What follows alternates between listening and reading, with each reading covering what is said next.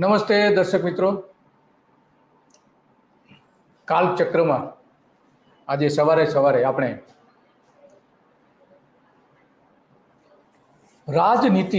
રાજનેતાઓ જે વચનો આપતા હોય છે એમાં ગુજરાતના સ્થાપના દિવસે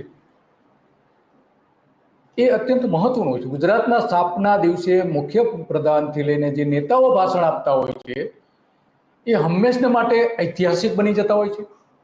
એ હંમેશને માટે મહત્વના હોય છે, કારણ કે વર્ષમાં એક જ એવું ભાષણ હોય છે કે જે ગુજરાતના લોકો માટે ગુજરાતની આવનારું એક વર્ષ કઈ દિશા તરફ હશે અને જે ગયું વર્ષ છે કયા દિશા તરફ હતું એનો ચિતાર આપવામાં આવતો હોય છે. દરેક મુખ્ય પ્રધાન કરતા હોય છે અને નરેન્દ્ર મોદી પણ એ કરતા હતા. પરંતુ આજે આપણે એક ચર્ચા એવી કરવી છે એની કે નરેન્દ્ર મોદીએ જે વચન આપ્યું હતું ગુજરાતના સ્થાપના દિવસે, એ આપણે આ જોઈ શકીએ છીએ. એમણે સ્પષ્ટપણે કહ્યું હતું કે ગુજરાતના સ્થાપના દિવસે પોતે શું કરવા માગે છે, શું કરવું જોઈએ એની વાત કરી હતી. તો એ આપણે વાત પણ સાંભળીએ કે મોદી સાહેબે શું કહ્યું હતું. એ પણ આપણે એક પછી એક મુદ્દાઓ એની ચર્ચા કરીએ. મોદી સાહેબે એવું કહ્યું હતું કે આજે 30મી એપ્રિલ 2003ના રોજ સ્પષ્ટપણે કહ્યું હતું કે પોતે ગુજરાતની રાજનીતિ કઈ રીતે કરશે. સંદેશમાં કહ્યું હતું, સ્થાપના દિવસના સંદેશમાં 21મી સદી ગુજરાતની વિકાસ યાત્રામાં જોડાવા 5 કરોડ ગુજરાતીઓને એમને આહવાન કર્યું હતું. 21મી સદીના વિકાસમાં આજે આપણે ચારે બાજુ જોઈએ છીએ કે પુલ તૂટવાની ઘટનાઓ, ભ્રષ્ટાચારની ઘટનાઓ, મનરેગામાં 2,500 કરોડ રૂપિયાના ભ્રષ્ટાચારના આરોપો, બોગસ કચેરીઓ. તો આ શું હતું? આપણે 21મી સદી, આપણે 21મી સદી છે, શું બોલીને સ્થાપિત કર્યું હતું નરેન્દ્ર મોદીએ? રોલ મોડેલ બનાવવાની વાત હતી. તમે ગુજરાતને રોલ મોડેલ અમે બનાવીશું 21મી સદીનું. તો આ રોલ મોડેલ છે. ભ્રષ્ટાચાર, કિન્નાખોરી, પક્ષાંતર, ધારાસભ્યોને ફોડવા, આ બધું શું છે? કઈ રાજનીતિ છે આ? એટલા માટે આપણે આ ચિંતા કરીએ છીએ. ઐતિહાસિક દિવસે જ્યારે વચન આપવામાં આવે છે ત્યારે બહુ મહત્વનું હતું. અર્થતંત્ર, ગેસ અને તેલના વિકાસમાં કરવટ બદલશે. શું યોગદાન આપ્યું સામાન્ય પબ્લિકના ઉત્થાન માટે? ગેસની પાઇપલાઇન સિવાય શું મદદરૂપ શું થયા એમાં? એ સવાલ આજે મોટો છે. લોકશાહી શાસન વ્યવસ્થામાં વિશ્વાસ મારા ઉપર મૂક્યો છે તો હું એ વિશ્વાસ નિભાવીશ, લોકશાહીનો વિશ્વાસ. તો આજે આપણે જોઈએ છીએ ચારે બાજુ કિન્નાખોરી. સરકાર સામે બોલનારને હંમેશને માટે જેલના સળિયા પાછળ ધકેલી દેવા, રાજ્યના હિત વિરોધીઓના કોમી રમખાણોના ભ્રામક અપપ્રચારનો છેદ કરી ફેંસલો આપીને ઉડાવી દીધો છે. એટલે કે ભ્રામક પ્રચાર જે કરતા હતા લોકો, કોમી રમખાણ શબ્દ એમણે નથી વાપરેલો, પણ એમનો કહેવાનો મતલબ એ છે, એટલા માટે આપણે શબ્દ એ વાપરેલો છે. તો એ ભ્રામક પ્રચારની જે વાત કરી રહ્યા છે એ પણ સુસંગત નથી. અને એટલા માટે આ વાત આજે આપણે સવારમાં કરવી પડે છે. અને મોદીએ કહ્યું કે સંપૂર્ણ વિશ્વાસ આપવા માંગુ છું કે આપે અમારામાં મૂકેલો વિશ્વાસ એ અમારી મૂડી છે. તો વિશ્વાસ ભંગ અનેક જગ્યાએ થયો છે. લોકોએ પ્રજા ઉપર તમારા વિશ્વાસ મૂક્યો છે, પરંતુ અનેક જગ્યાએ આપણે જોઈ શકીએ છીએ કે એનો ભંગ થતો હોય. મોદીએ કહ્યું સંપૂર્ણ વિશ્વાસ આપવા માંગુ છું કે અમારા હાથે ગુજરાતનું અહિત ક્યારેય નહીં થાય. તો અનેક અત્યારે 122 ગુજરાતના પ્રશ્નો એવા છે કે જે નરેન્દ્ર મોદી ધારે તો ઉકેલી શકે એમ છે. ગુજરાતના 122 કામ, અત્યંત મહત્વના કામ, એ પણ ઉકેલતા નથી. વડાપ્રધાન થયા ને 11 વર્ષ થયા, શું કર્યું? ગુજરાતના હિતની શું વાત કરો છો તમે? નર્મદા યોજના પૂરી નથી કરી શકતા. નર્મદા યોજનાની જે નહેરો બનાવવાની હતી એ નહેરોનું કામ કેટલું થયું છે? 18 લાખ હેક્ટરમાં સિંચાઈ, અને બીજી વધારાની 18 લાખ હેક્ટર સિંચાઈ થશે એવું નરેન્દ્ર મોદીએ કહ્યું હતું. તો આજે કેટલી સિંચાઈ થઈ રહી છે? 3 સિઝનમાં 2 લાખ હેક્ટરથી વધારે સિંચાઈ થતી નથી. 3 સિઝનનું આપણે ગણીએ તો વધારે નથી થતી. એક જ ખેતરમાં 3 વખત સિંચાઈ થતી હોય એવી.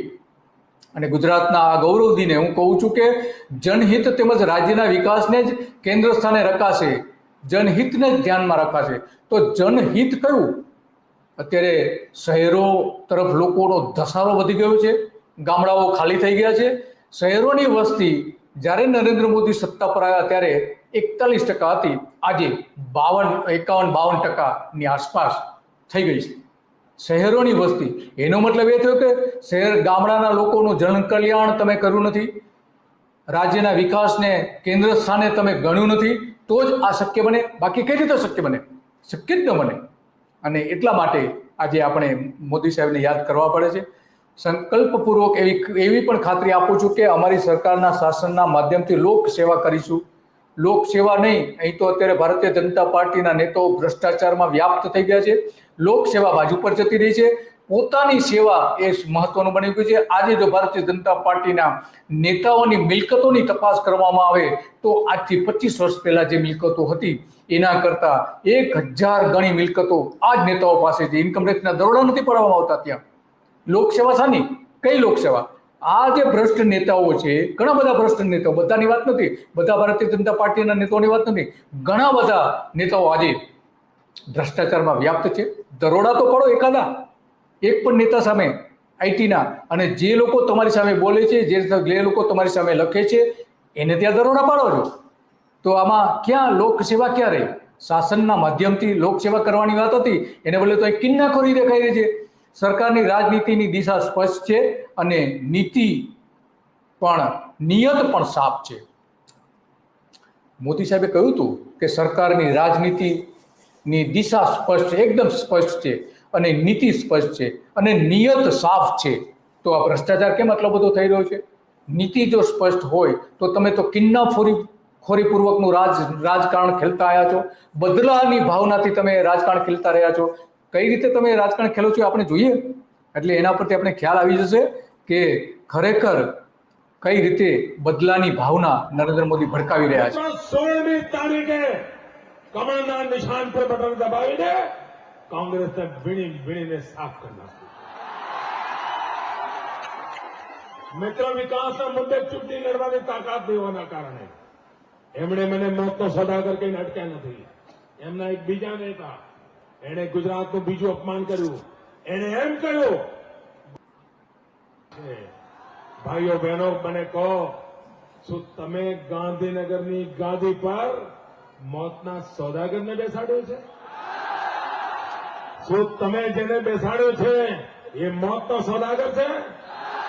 શું ભાઈઓ બહેનો તમારું અપમાન નથી? તો આમાં મોતના સોદાગર નરેન્દ્ર મોદીને કહેવામાં આવે છે અને એ કહે છે કે ગુજરાતના લોકો મોતના સોદાગર છે, એવું કહેવાનું સ્પષ્ટ છે. તો આ તમારી કયા પ્રકારની રાજનીતિ છે? કઈ રાજનીતિ તમે કરી રહ્યા છો? બદલાની રાજનીતિ, લોકોને ભડકાવવાની રાજનીતિ, લોકોને ભ્રમિત કરવાની રાજનીતિ. ગુજરાતનું અપમાન નથી? 5.5 કરોડ ગુજરાતીઓનું અપમાન નથી? 5.5 કરોડ ગુજરાતીઓનું અપમાન. નરેન્દ્ર મોદીને જ્યારે આ શબ્દોથી નવાજવામાં આવ્યા હતા તોફાનો પછી, તો એમાં ગુજરાતીઓનું અપમાન છે એવી વાત કરી હતી. તો આ તમારી રાજનીતિ કયા પ્રકારની રાજનીતિ? ત્યારથી લઈને આજ સુધી આ જ રાજનીતિ ચાલુ રહી છે. ભારતીય જનતા પાર્ટીના 120 નેતાઓને આ જ રાજનીતિ, ગંદી રાજનીતિના કારણે ખતમ કરી દેવાય. એમાંથી 12 થી 13 નેતાઓ એવા હતા કે જે નરેન્દ્ર મોદીની સામે હરીફાઈમાં મુખ્યપ્રધાન તરીકે રહી શકે એવા હતા. હરેન પંડ્યા એમાંના એક છે. શું હાલત થઈ એમની? તો આ રાજનીતિ છે. તમે આ ગુજરાતનું અપમાન કરનાર સોનિયાબેનનો બદલો લેવો છે. સોનિયાબેનનો બદલો લેવો છે. કોંગ્રેસના એ સમયના અધ્યક્ષ હતા. સોનિયાબેનનો બદલો છે. આ બદલાની રાજનીતિ, લોકોને ભડકાવવાની રાજનીતિ. તો આ કયા પ્રકારની રાજનીતિ તમે ગુજરાતમાં ખેલી રહ્યા છો? મિત્રો, 16મી તારીખે કમળના નિશાન પર બટન દબાવીને કોંગ્રેસને વીણીને સાફ કરી નાખ્યું. વીણીને સાફ કરવાની વાત કરે. મિત્રો, વિકાસના મુદ્દે ચૂંટણી લડવાની તાકાત નહીં હોવાના કારણે એમણે મને મોતનો સોદાગર કહીને અટક્યા નથી. એમના એક બીજા નેતા, એણે ગુજરાતનું બીજું અપમાન કર્યું. એણે એમ કહ્યું, ગુજરાતમાં હિન્દુ આતંકવાદ છે. હિન્દુ આતંકવાદ, ગુજરાતમાં હિન્દુ આતંકવાદ, અમુક ચોક્કસ વર્ગ માટે એ શબ્દ વાપરેલો. તો એ બધા જ ગુજરાતીઓ માટે એ શબ્દ વાપરી રહ્યા છે. આ એ સમયથી શરૂ થયેલી, 2003 પછી શરૂ થયેલી રાજનીતિ આજ સુધી ચાલુ રહી છે. હું આપને પૂછવા માંગુ છું, શું આપ આતંકવાદી છો? લોકોને આતંકવાદી સાથે સીધી સરખામણી કરી રહ્યા છે, તો તમે ગુજરાતના સ્થાપના દિવસે 2003માં જે વચનો આપ્યા હતા શુદ્ધ રાજનીતિના, મારી નીતિ સ્પષ્ટ છે, નિયતિ સ્પષ્ટ છે, તો આમાં તો એ દેખાતું નથી. શું આપ આતંકવાદી છો? આપ આતંકવાદી છો? ભાઈઓ બહેનો, કોંગ્રેસ કાન ખોલીને સાંભળી લે. આ ગુજરાતીઓને આતંકવાદી કહીને સોનિયાબેન લેવાના દેવા પડી જશે, લેવાના દેવા. તો આવી ધમકીની ભાષા પણ આપણે જોઈ મોદી સાહેબની. તો આમાં નીતિ નથી, કઈ રાજનીતિ છે આમાં? તો એટલા માટે આજે કાલચક્રમાં સવારમાં આ એક થોડું ચિંતન કરવાની વાત હતી. એટલા માટે સવારે 9 વાગે હંમેશને માટે આ જ પ્રકારનું કાલચક્ર અમારી જે સિરિયલ છે, એ સિરિયલમાં નેતાઓના વચનો, નેતાઓના ભાષણો, નેતાઓની નીતિ, નેતાઓની અનીતિ, એ બધી જ આપણે ચર્ચા કરતા હોઈએ છીએ. અને આ કાર્યક્રમની આપને જો સારો લાગે તો એને લોકો સુધી શેર કરો, લોકો જેથી કરીને જાણે કે ગુજરાતની રાજનીતિ કઈ હદ સુધી આજે ખરાબ થઈ ગઈ છે.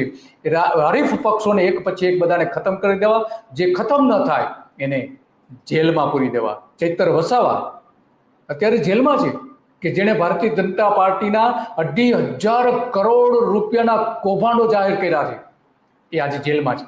તો આ કઈ રાજનીતિ તમારી? એ આજે સવારે એટલા માટે સવારમાં પ્રશ્ન પૂછવાનું મન થાય છે. નમસ્તે.